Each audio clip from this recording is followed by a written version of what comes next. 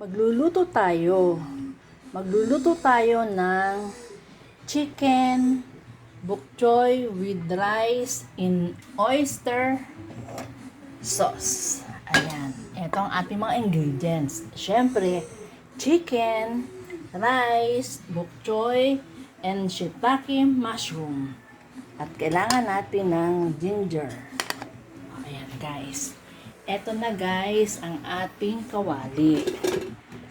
Mag-uumpisa na tayo magluto. Lalagyan na natin ng mantika. Ayan.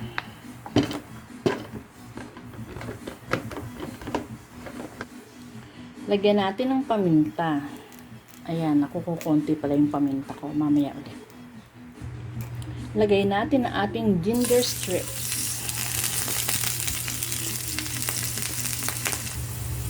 Lagay natin ang chicken.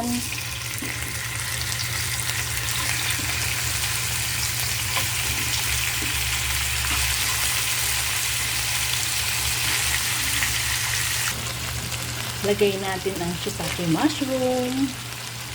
Ayan, nakikita niyo guys, talagang ginisa kong mabuti ang chicken. O, ayan.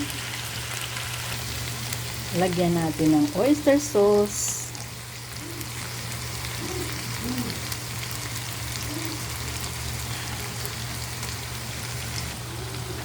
Lagay natin ang bok choy.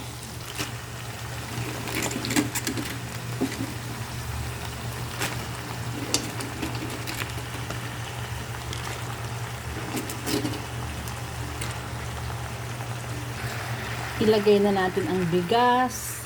Guys, hinugasan ko yung bigas ha. Hinugasan ko yung mabuti.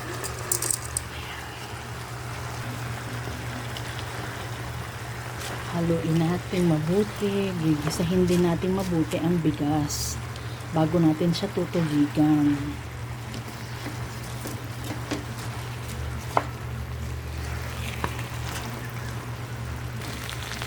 Guys, tutubigan na natin.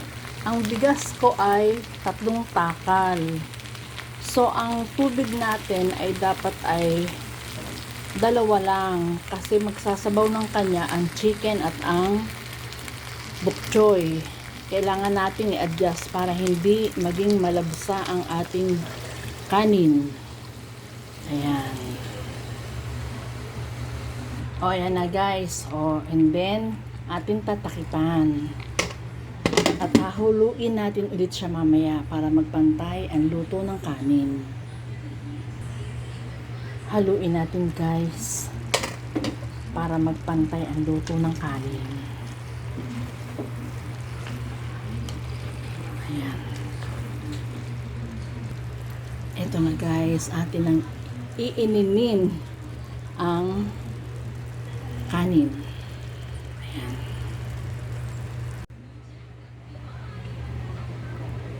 Ayan guys, luto na ang ating rice.